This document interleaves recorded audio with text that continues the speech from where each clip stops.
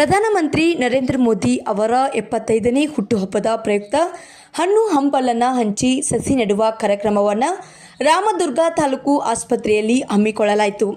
ಈ ಕಾರ್ಯಕ್ರಮವನ್ನು ಮಂಡಲ ಅಧ್ಯಕ್ಷರೂ ಆದ ಡಾಕ್ಟರ್ ಕೆ.ವಿ. ಪಾಟೀಲ್ ಅವರ ಅಧ್ಯಕ್ಷತೆಯಲ್ಲಿ ನಡೆಸಲಾಯಿತು.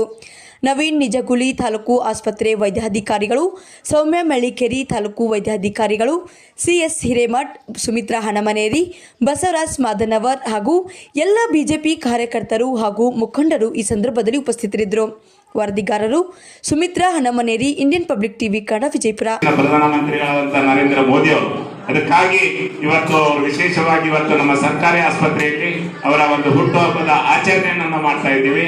ಅದರ ಜೊತೆಗೆ ಇವತ್ತೆಲ್ಲ ನಮ್ಮ ಎಲ್ಲರಿಗೂ ಬಂದಂತ ಕಾರ್ಯಕರ್ತರಾಗಿರ್ಬೋದು, ಎಲ್ಲರಿಗೂ ಸಿಹಿಯನ್ನು ಹಂಚೋದ್ರ ಮುಖಾಂತರ ಆಗಿರ್ಬೋದು ಮತ್ತು ನಮ್ಮ ರೋಗಿಗಳಿಗೆ ಅವರಿಗೆ ನಾವು ಹಣ್ಣು ಹಂಪಲು ಕೊಡುವಂತದ ಆಗಿರ್ಬೋದು ಮತ್ತು ಇದೇ ಆವರಣದಲ್ಲಿ ಸಸಿಯನ್ನ ನಡುವಂತನ ಕಾರ್ಯಕ್ರಮ ಆಗಿರ್ಬೋದು, ಈ ಎಲ್ಲ ಕಾರ್ಯಕ್ರಮಗಳನ್ನು ನಾವು ಹಲವಾರು ಕಾರ್ಯಕ್ರಮಗಳನ್ನು ನಮ್ಮ ಪಕ್ಷದ ವತಿಯಿಂದ ಹಾಕಿಕೊಂಡಿದ್ದೇವೆ.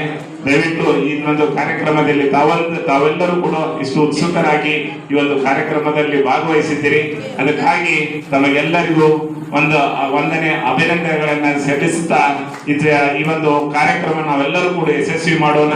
ಬರುವಂತಹ ದಿನದಲ್ಲಿ ದೇಶವನ್ನ ಅಭಿವೃದ್ಧಿಪಡಿಸುವಂತ ಅವರ ಏನ ಗುರಿ ಇದೆ, ನಾವೆಲ್ಲರಿಗೂ ಅವರಿಗೆ ಸಹಾಯ, ಅವರಿಗೆ ನಾವು ಪರೋಕ್ಷವಾಗಿ ಬೆಂಬಲವಾಗಿ ನಿಲ್ಲೋದನ್ನ, ಅವರ ಅಭಿವೃದ್ಧಿಗಾಗಿ ದೇವರು ಅವರಿಗೆ ಆರೋಗ್ಯ, ಆಯುಷ್ಯ ಹೆಚ್ಚಿಗೆ ಕೊಟ್ಟು ಇನ್ನಷ್ಟು ನಮ್ಮ ದೇಶವನ್ನ ಒಂದು ಅಭಿವೃದ್ಧಿ ಪಥ ಒಯ್ಲಿಕ್ಕೆ, ಯಾಕಂದ್ರೆ ನೀವು ನೋಡಬಹುದು 2047 ಏನು ಅವ್ರ ಕನಸಿದೆ, ವಿಕಸಿತ ಭಾರತ.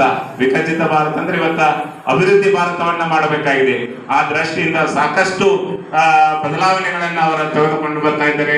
ದೇಶದ ಅಭಿವೃದ್ಧಿಗೆ ಇವತ್ತು ಮಕ್ಕಳಿರ್ಬೋದು, ಮಹಿಳೆಯರಾಗಿರ್ಬೋದು, ರೈತರಾಗಿರ್ಬೋದು, ವಿದ್ಯಾವಂತರಾಗಿರ್ಬೋದು, ಎಲ್ಲರೂ ಕೂಡ ಎಲ್ಲರ ಗಮನವನ್ನು ಇಟ್ಕೊಂಡು ಸಾಕಷ್ಟು ಬದಲಾವಣೆಗಳನ್ನ ಮತ್ತು ಅಭಿವೃದ್ಧಿಗಳನ್ನ ಮಾಡ್ತಾ ಇದ್ದಾರೆ.